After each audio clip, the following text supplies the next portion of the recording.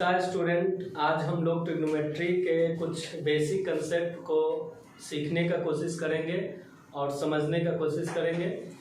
आज हम लोग ट्रिग्नोमेट्री में स्टार्ट करेंगे कि ट्रिग्नोमेट्री किस पे लागू होती है ना।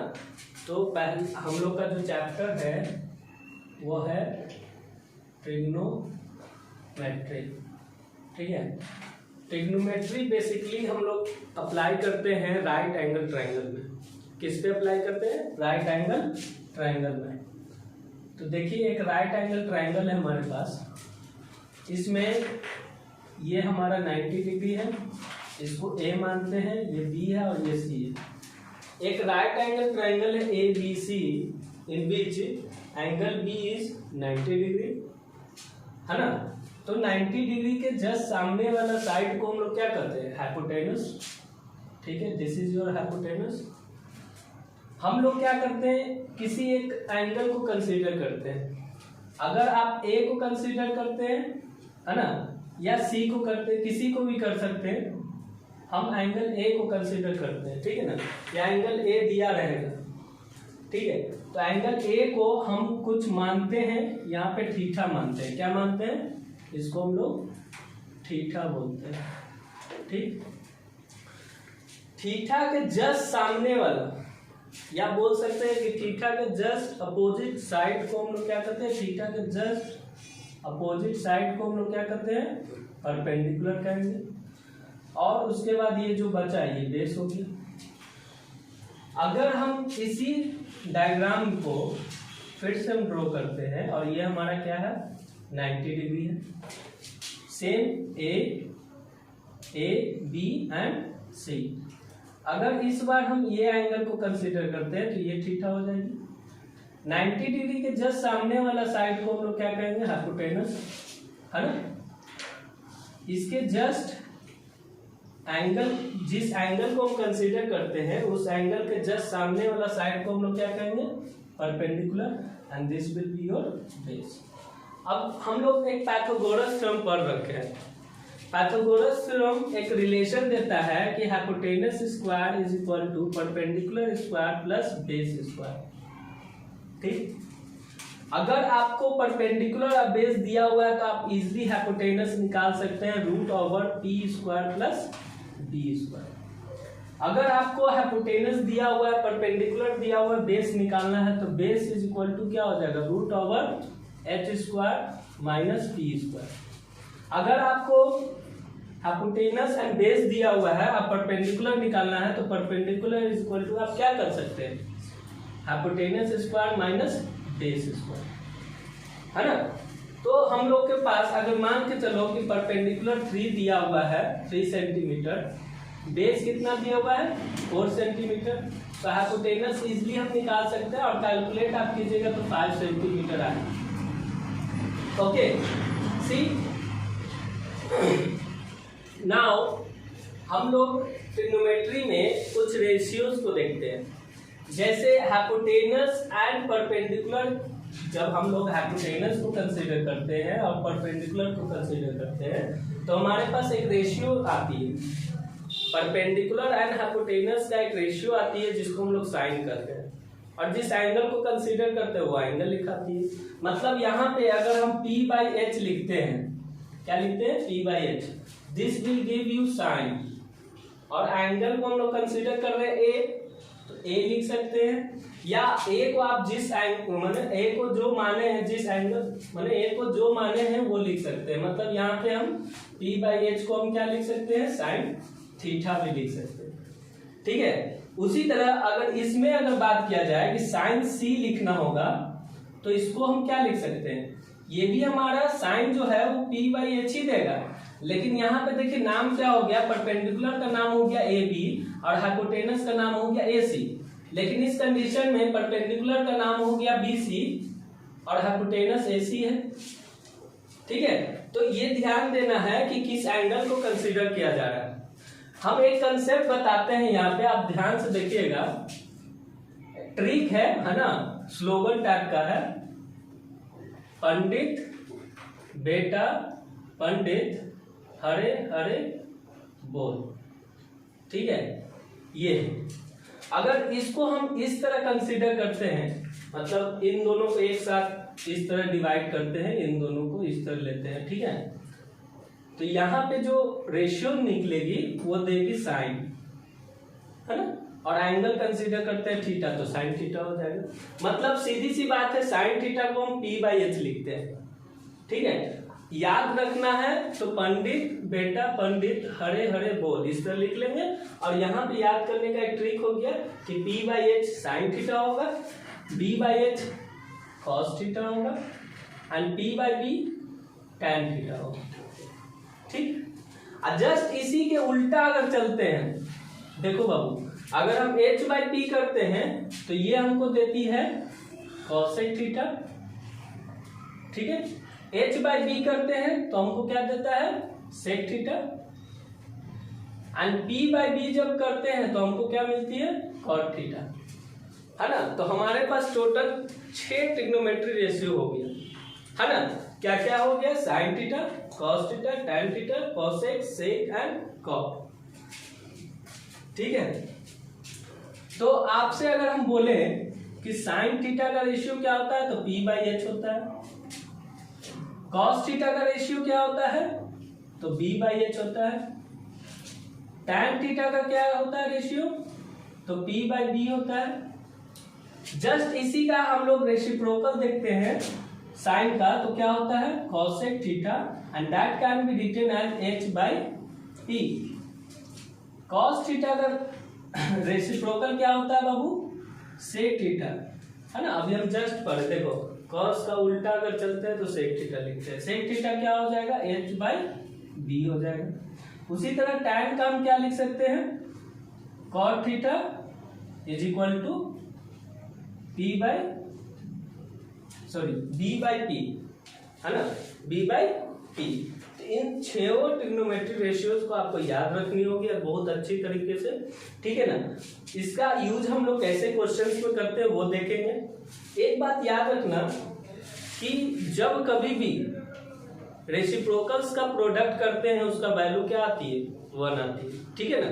तो आप देख सकते हैं यहाँ पे अगर हम इसको रब करते हैं, है ना, और यहाँ पे कुछ रिलेशंस आपको दिखाते हैं कि अगर हम sine theta and cosec theta को जब प्रोडक्ट करते हैं तो उसका वैल्यू क्या आएगी 1 आएगी, because we know that the product of the reciprocal is 1। तो sine theta into cosec theta, because both are the reciprocal to each other, है ना, तो उन दोनों का प्रोडक्ट क्या होगा 1 होगा। उसी तरह cos theta and sec theta का प्रोडक्ट 1 होगा, tan theta and cot theta का प्रोडक्ट क्या होगा 1 होगा। इन प्रॉपर्टी को या इन रिलेशंस को भी आपको याद रखनी होगी। अब बहुत ही अच्छा चीज है, अगर साइन थीटा बोलेगा, साइन थीटा को cosec के टर्म में लिखना होगा तो 1/cosec थीटा लिखेंगे, cos थीटा को अगर sec के फॉर्म में लिखना होगा तो 1/sec लिखेंगे, cosec थीटा को साइन के फॉर्म में लिखना होगा तो 1/sin लिखेंगे, sec को cos के फॉर्म में लिखना होगा तो 1/cos थीटा लिखेंगे, tan एंड cot अगर tan को cot के फॉर्म में लिखना होगा तो 1/cot लिखेंगे, और cot को अगर tan के फॉर्म में लिखना होगा तो 1/tan लिखेंगे, ठीक है। इतना बात आपको याद रखनी होगी पहला एक्सरसाइज बनाने के लिए। तो पहला एक्सरसाइज में पहला जो क्वेश्चन है आपका ट्रिग्नोमेट्री में वो क्या है उसको हम दिखाते हैं, देखिए लिखिए।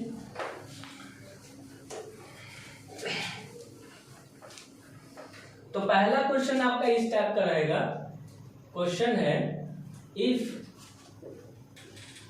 Sign theta is equal to 3/5 दिया हुआ, ठीक है, then find all the trigonometry ratios, ठीक है। ट्रिग्नोमेट्री का सबसे पहला जो क्वेश्चन बनता है यही बनता है।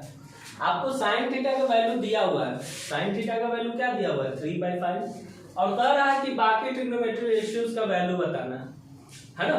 तो आप क्या करते हैं, यहाँ पे हमको सॉल्यूशन इसका अगर करते हैं तो हमको मालूम है since we know that sine theta gives p/h, पता है। तो सीधी सी बात है, अब साइन थीटा का वैल्यू यहाँ 3/5 दिया हुआ रेशियो, तो हम लेट कर लेते हैं, let perpendicular is equal to 3k and hypotenuse is 5k। By applying Pythagoras theorem हम लोग बेस निकाल सकते हैं, base is equal to root over that is hypotenuse square minus perpendicular square, 5k का होल स्क्वायर माइनस 3k का whole square, that gives you 25k square minus 9k square. Subtract करोगे तो 16k square होगी, है ना, and 16k square can be written as 4k, है ना। तो सिंपली आप देखिए कि पहला ट्रिग्नोमेट्री रेशियो आपको दिया हुआ है साइन थीटा का वैल्यू, तो सेकेंड आपका क्या हो जाएगा, सेकेंड क्या होगा कॉस थीटा। अब जरूरी नहीं है कि सीक्वेंस में याद करें, लेकिन देखो एक परंपरा होती है कि फर्स्ट में हम साइन को लिखते हैं, सेकंड में कॉस को लिखते हैं, थर्ड में हम टैन को लिखते हैं, आप इधर उधर भी लिख सकते हैं, कोई दिक्कत नहीं, ठीक है। कॉस थीटा का रेशियो अभी जस्ट हम पढ़ाए हैं, बेस बाय क्या होती है हाइपोटेनस, बेस का वैल्यू क्या आया 4k, हाइपोटेनस कितना है देखो यहाँ पे, हाइपोटेनस क्या है 5k, k से k कैंसिल हो गया 4/5, मतलब cos थीटा का जो वैल्यू है वो कितना है 4/5, ठीक है। उसी तरह थर्ड tan थीटा का बात किया जाता है, तो tan थीटा जो होती है वो परपेंडिकुलर बाय बेस होती है। परपेंडिकुलर आप देख सकते हैं यहाँ क्या है 3k है, बेस हम निकाल चुके हैं कितना है 4k है, k से k कट गया 3/4, tan थीटा का वैल्यू कितना आ गया 3/4। अभी जस्ट हम एक रिलेशन बताएं आपको कि sin थीटा जो है वो रेसिप्रोकल है किसका cosec थीटा का, या cosec theta is the reciprocal of sin theta. तो हम ये बात बोल सकते हैं कि cosec थीटा अगर हमको लिखना होगा तो ये लिख सकते हैं ना 1/sin थीटा, तो 1/sin थीटा का वैल्यू क्या है 3/5, 5 ऊपर चला जाएगा तो 5/3 is the value of cosec theta. Very good. Now the next is sec theta, sec theta is the reciprocal of cos theta, so 1 by the value of cos theta is 4/5, 5 ऊपर चला गया 5/4, 6 cot theta is the reciprocal of tan theta, है ना। तो आप देख सकते हैं कि 1 by tan theta का वैल्यू क्या है 3/4, ये 4 ऊपर चला जाएगा तो 4/3।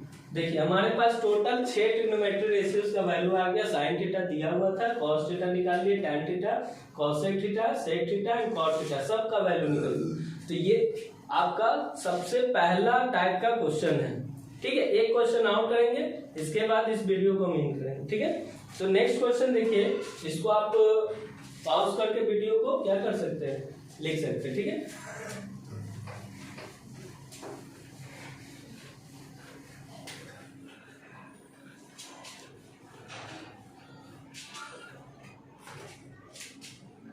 Question is, if 3 tan theta is equal to 4, if 3 tan theta is equal to 4, then find the value of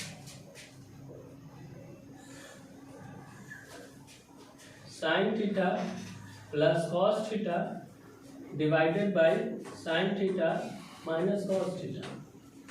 ठीक, तो बहुत सिंपल सा बात है, आप देख सकते हैं इसके सॉल्यूशन में कि क्या गिवन, गिवन पार्ट लिख लेंगे, तो given value is 3 tan theta is equal to 4, तो tan theta is equal to 4/3।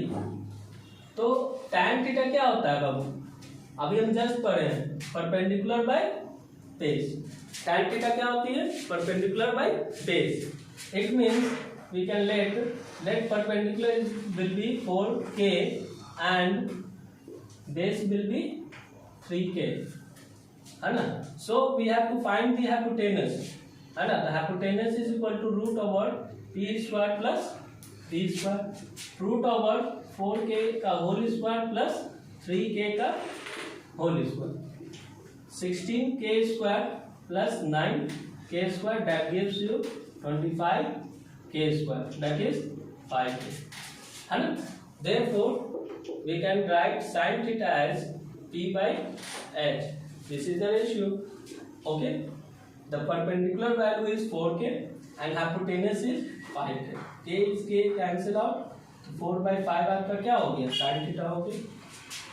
उसके बाद कॉस थीटा निकालेंगे, क्योंकि यहाँ पे साइन और कॉस का ही बात किया गया है। तो कॉस थीटा क्या होता है, बेस बाय हाइपोटेनस। बेस आपका कितना है, 3k है, हाइपोटेनस कितना है, 5k है, k से k कैंसिल आउट, 3/5।